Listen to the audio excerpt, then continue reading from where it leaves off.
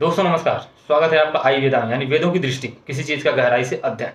आज बात करेंगे मोदी जी के बारे में। जी हाँ, करीब 10 ऐसे झूठ आपको गिनाऊंगा जो संसद में बोले गए, सार्वजनिक मंचों से बोले गए, यानी बड़ी बड़ी पद पर बैठे हुए लोग किस तरीके से झूठ। और ये आज पर्ची लेकर आया हूँ, मैं बीच बीच में से देखता रहूंगा ताकि वो आपको मैं कुछ गलत हो, ऐसे ही ऐसा नहीं कि मैं कुछ भी बक दूँ आपके सामने।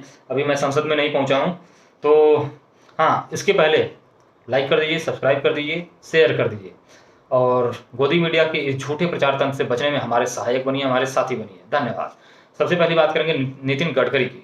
गडकरी जी आज तक में बात कर रहे थे और उन्होंने ये स्पष्ट रूप से बताया कि कैग ने जो रिपोर्ट हमारी पकड़ी है और जो वो सारी चीज़ें हुई हैं कि 18 करोड़ प्रति किलोमीटर को लेकर के जो 250 करोड़ प्रति किलोमीटर कैसे हो गया, उस चीज़ पर वो अच्छे से वो सारी चीज़ें नहीं हो पाई हैं वहाँ। हम उन्हें सही सूचना नहीं दे पाए थे सही तरीके से, जिस वजह से वो आकलन में थोड़ा गड़बड़ हो गया है। और ये रिपोर्ट जो है वो उन्होंने कुछ किलोमीटर कुछ अलग बता दिया है, 200 कुछ 31 या 29 किलोमीटर बता रहे थे कि इतना हमने रोड पूरा डबल लेन बनाया हुआ है और उसमें कई सारे ओवर ब्रिज हैं और कई सारे अंडर ब्रिज हैं और वो 3-3 लेयर के हैं और वो इस तरह की उन्होंने काफ़ी तारीफ भी की, काफ़ी अच्छी अच्छी चीज़ें बताई।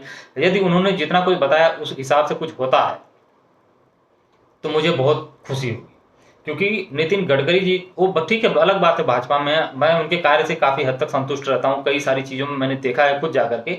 हाँ, कमियाँ देखिए, अब हर जगह अब सब कुछ ठीक ठाक नहीं हो सकता, तो कई सारी चीज़ों में मैंने देखा है कि वो काफ़ी ठीक ठाक और उनका क्लीन रिकॉर्ड रहा है, तो ठीक ठाक है मामला। मतलब और यदि उन्होंने जो कुछ कहा है वो पूरा ठीक ठाक मिलता है उसी तरीके से, जैसे चैलेंज वो दे रहे थे कि आप जो कहेंगे मैं वो करने के लिए तैयार हो जाऊँगा, आप ज़रा सा कमी निकाल दीजिए उसमें, और ये तो ठीक है, सहमत हैं। देखा जाएगा, अभी 4 महीने बाद खुलेगा, क्या होगा वो बात की बात है। फिलहाल आज बात करते हैं मोदी जी के उस झूठ के बारे में जो उन्होंने लगातार बोलना शुरू कर दिया, एकदम अनलिमिटेड। जी, सबसे पहला है स्टार्टअप इंडिया को लेकर के। जी हाँ, करीब 3 गुना कम हो गया है 2023 में, लेकिन यानी 2022 में जो ग्रोथ थी इसकी, उससे ये 3 गुना कम है। लेकिन साहब कह रहे हैं कि हमने स्टार्टअप कर दिया तो इसी वजह से इंडिया जो है आत्मनिर्भर और ये फलाना और ये ढिमकाना, पता नहीं क्या क्या उन्होंने बता दिया कि वो, जबकि आप जानते हैं कि जो मीडियम लोग थे, यानी जो छोटे जो मध्यम औद्योगिक लोग थे, इस तरह के जो कल कारखाने लगे हुए थे, जैसे कोई कहीं वो पतरी बना रहा है, कोई कहीं वो दोना बना रहा है प्लास्टिक वाले जो थाली आते हैं शादी विवाह में, तो उन सारी चीज़ों के लिए छोटे छोटे मध्यम और बहुत ही छोटे स्तर पे वो छोटे छोटे उद्योग लगाए जाते थे गाँव, उसके लिए सरकारी सहायता वगैरह भी मिलती थी।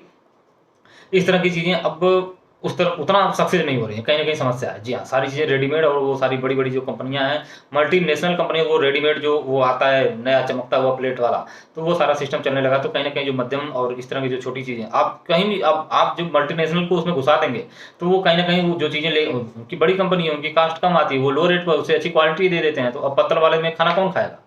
यहाँ तो भाई वो घास-फूस से वो पत्तल बनाते थे, काफ़ी अच्छा चलता था, तो वो ऑलमोस्ट 90% वो फेल हो रहा है। तो स्टार्टअप इंडिया में जो छोटे-छोटे उद्योग इस तरह के मुर्गी फार्म और ये फलाना-ढिमकाना खोले गए थे, उनमें बहुत सक्सेस अब नहीं दिख रही है। 50% से ज़्यादा जो है, वो चीज़ें कहीं न कहीं डाउन जाने लगी और लोग उससे दूर हट करके अब फिर अन्य चीज़ों में लगने लगे हैं। तो स्टार्टअप इंडिया एक बहुत सक्सेस नहीं कह सकते कि पूरी तरह से वो सक्सेस हुआ है, और 2023 में तो वो 3 गुना डाउन हो गया है। तीसरी चीज़ है जो एलआईसी को लेकर के। अब एलआईसी को उन्होंने कहा कि ये काफ़ी ज़्यादा फल-फूल रहा है, और यदि उसे देखा जाए तो अब ये 2.5 लाख करोड़ का नुकसान हुआ है पिछले सत्रों में। तो पिछले 1-2 सत्र में, तो आप ज़रा-सा सोचिए, एलआईसी इतना फल-फूल रहा है, और एलआईसी का जो ये घाटा-वाटा हुआ है वो कहीं कुछ नहीं, वो अडानी जी में इन्वेस्टमेंट को लेकर के जो एलआईसी पर सवाल उठा कि सरकार का वो जो पैसे लगा रही है वहाँ पर, वो बिना सरकार के आदेश पर तो एलआईसी लगा नहीं रही है, और इसमें जो पैसा है वो जनता का पैसा है। तो कहीं न कहीं जो सवाल एलआईसी पर उठे थे, उस सवाल का जवाब साहब दे रहे थे, और इस तरीके से दे रहे थे कि वो काफ़ी ज़्यादा फल-फूल रहा है और वो सारी ठीक है, एबीसीडी जो भी उन्होंने बताया। पर वो पूर्ण रूप से संतुष्ट करने वाला नहीं था उनका जवाब। आईआईएमसी को लेकर मैंने आपको ऑलरेडी बता दिया है कि मिज़ोरम में जो संस्थान है, वो 2011 में ऑलरेडी चल रहा था, और साहब ने कहा कि वो हमने बनाया है, और साहब आप आए थे 2014 में। आप सोच लीजिए।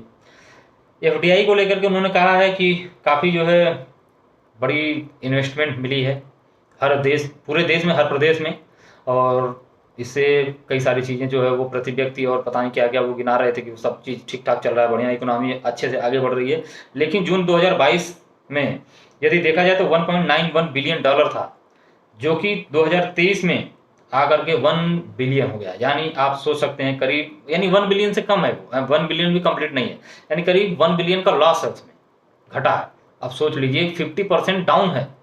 अब उसको साहब कह रहे हैं कि बहुत ही अच्छा है और ये मतलब मस्त चकाचक चंगा सी चल रहा है। ठीक है, चलो कोई बात नहीं है। अब वो कलीम शेख जो कहते हैं ना कि मतलब तुम बोल रहे हो कि सब सब वो चंगा सी और सरकार तो नंगा सी, तो कुछ वो ऐसा सीन है। चलिए, फिलहाल कांग्रेस के समय में गरीबों में वृद्धि हुई थी। अब आप जरा सा सोच लीजिए, इस समय कुछ नियम कानून ही इस तरह के। अब आपके समय में यदि माना जाए कि आप 5 रुपया कमाते हैं तो आप गरीबी रेखा के नीचे हैं, और 6 रुपया कमाते हैं तो आप गरीबी रेखा के ऊपर हैं। अब आज के समय में अब कोई ये कह दे कि आप 1 रुपया भी कमाते हैं तो आप गरीबी रेखा के ऊपर हैं, तो अब यह तो नियम ही बदल गया यार। जो मापदंड था वो तो 5 रुपया से 8 रुपया होना चाहिए था। समय के साथ सारी चीज़ें महंगी हो गई और सारी चीज़ें बढ़ गई और बदल गई तो, लेकिन यहाँ मामला उलट गया है। कुछ नियम कानून इस तरह से बदला हुआ जिसके हिसाब से उन्होंने ये जबरदस्ती कर दिया कि ये फलाना जो तो अब तक गरीब थे वो आज से अमीर रहेंगे, बस इतना ही है। और एक और बात है, पाकिस्तान के दांत खट्टे कर दिए, आतंकवाद खत्म हो गया और ये सारी वो चीज़ें। आप सोच लीजिए, अभी भी आज के भी न्यूज़ में छपा हुआ कहीं कोई घटना घट गई है, कई सारे हमारे जवान शहीद हो गए, तो पहले तो मैं उन्हें श्रद्धांजलि देना चाहूँगा। वो कोई गाड़ी पलट गई, खाई में गिर गई है वहाँ बस, लेकिन ठीक है, हमारे जवान कहीं ना कहीं आज भी लड़ रहे हैं और प्रतिदिन ऐसी कई खबरें आती हैं कि यहाँ शहीद हो गए, वहाँ शहीद हो गए। तो यदि आपने सब कुछ कर लिया, वो नोटबंदी में भी यही कहा गया था कि आतंकवाद को खत्म कर देंगे और ये फलाना और ये ढिमकाना, पर वास्तव में यदि देखा जाए तो ऐसा नहीं हुआ है, वो खत्म नहीं हुआ है। हाँ, अंकुश जरूर लगा है, वो सभी लोग प्रयास कर रहे थे, आपने भी प्रयास किया, वो बहुत ही अच्छा है। लेकिन एक दूसरी चीज, लद्दाख में एक जगह पर चाइना ने कब्जा कर लिया है, उस पे आप कुछ बोलने के लिए तैयार नहीं है। आप उसको भी अपनी जरा सा वो लाल वाली आंख दिखा दीजिए एक बार। तो अब कई सारे मीडिया संस्थानों ने भी ये बिल्कुल कवर किया है कि नहीं, उन्होंने वो जगह पर जो है जहां हमारे सैनिक कब्जा, वो हमारे सैनिक जहां गश्त करते थे वहां उन्होंने कब्जा कर लिया, वो गश्त नहीं कर पा रहे हैं, तो वो समस्याएं हैं। उन्होंने कोविड वैक्सीन को लेकर के वो हल्ला मचाया, वो फला, उस समय भी कितने होर्डिंग पोस्टर लगाए गए थे कि हमने ये फ्री में टीका लगा दिया और ये कर दिया और हमने सबको बचा लिया। आप जरा सोच लीजिए कि अफवाहों से कितने लोग मर गए, लोग पैदल चलते हुए मर गए। एक घटना जो मैंने देखी थी वो बहुत ही दुर्भाग्यपूर्ण थी। एक मासूम, उसकी मृत्यु हो चुकी थी, पर उसका पिता उसे लेकर के चल रहा था गोद में, इसलिए कि यदि वो बता देगा तो उसकी माँ और उसका दूसरा जो बच्चा है वो भी घबरा जाएंगे और कहीं स्थिति और खराब ना हो जाए, इसलिए वो अपने गोद में उस मरे हुए बच्चे को लेकर के और चुपचाप चल रहा था। आप सोच लीजिए कि लोग पैदल चलते हुए मर गए, लोगों को फेंक दिया गया, लोग नदियों में तैरते हुए पाए गए। आप ये कहते हैं कि हमने ये कर दिया, वो आप जरा से एक्टिव रहते, जरा सी व्यवस्थाएं ठीक ठाक की गई होती, जिस प्रकार के दावे किए जा रहे थे उस प्रकार के काम किए गए होते, तो ऐसी स्थिति नहीं आती। अच्छा, एक और चीज़ है, कांग्रेस के समय में इन्होंने कहा है कि उन्होंने वो इकोनॉमी का पूरा ध्वस्त कर दिया और ये एकदम डाउन कर दिया, एकदम गिरा दिया, बढ़ा दिया।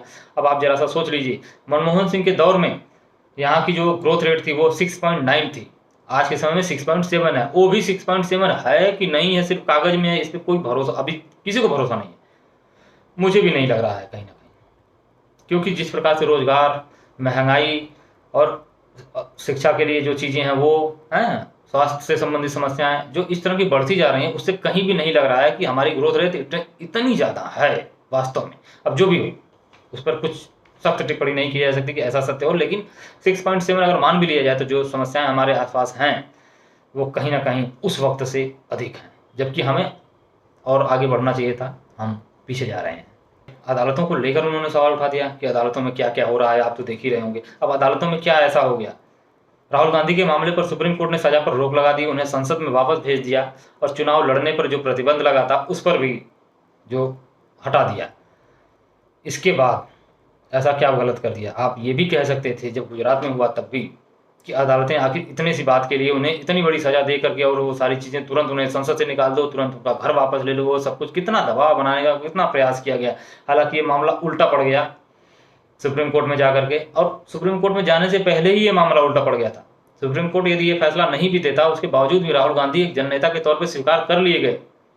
आप इसे कहीं भी देखिए, आप देख सकते हैं जिस तरह से लोग उनसे मिलने लगे, जिस तरह के लोग उनके बारे में बातें करने लगे, जितना उन्हें बदनाम करने की कोशिश की गई पिछले 7-8 सालों में, वो सारी चीज़ें कहीं ना कहीं ठीक ही पड़ गई। उसी गोदी मीडिया का जो तंत्र था, उन्हें बदनाम करने के लिए जो चीज़ें कहता था, वो सारी चीज़ें कहीं ना कहीं धूमिल हो गई, खत्म हो गई। लोग उन्हें एक जननेता के तौर पर देखने लगे, जनता खुद ये विश्वास करने लगी कि हाँ, उनके अंदर दम है, वो हमारी बात कर रहे हैं।